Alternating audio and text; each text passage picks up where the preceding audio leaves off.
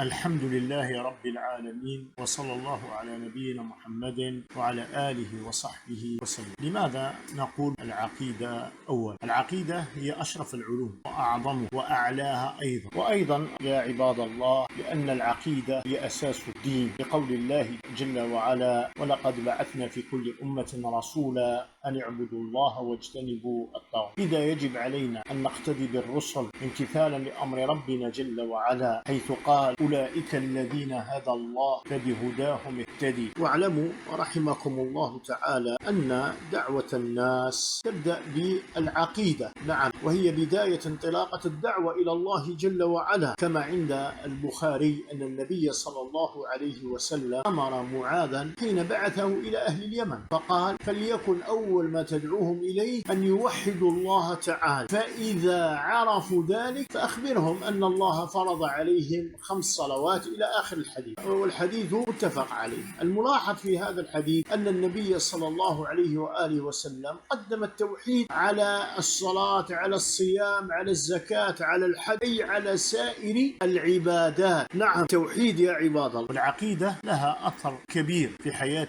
الفرد والمجتمع، فالعقيدة عندما تكون سليمة فهي السبب الأعظم لتفريج الكربات وأيضا رفع العقوبات. وتجد صاحب العقيدة السليمة يتمتع بسكينة النفس، وما استجلبت الأمة الأمن والرخاء إلا بسلامة العقيدة، وهذا لقول المولى جل وعلا: الذين آمنوا ولم يلبسوا إيمانهم بظلم أولئك لهم الأمن وهم مهتدون. العقيدة هي أصل كل شيء، وجميع الأعمال والأقوال الظاهرة والباطنة متوقفة في قبولها وفي كمالها وفي ترتيب الثواب عليها على سلامة العقيدة. واعلم أن كلما قوي التوحيد والإخلاص لله جل وعلا، نعم، كملت هذه الأمور وتمت. والعقيدة أيضا هي قاعدة الدين وأصله، ولا يتم إسلام الإنسان إلا بصلاح عقيدته. يقول ربنا جل وعلا: قل إنما أنا بشر مثلكم يوحى إلي أنما إلهكم إله واحد فمن كان يرجو لقاء ربه فليعمل عملا صالحا ولا يشرك بعبادة ربه أحدا. نعم.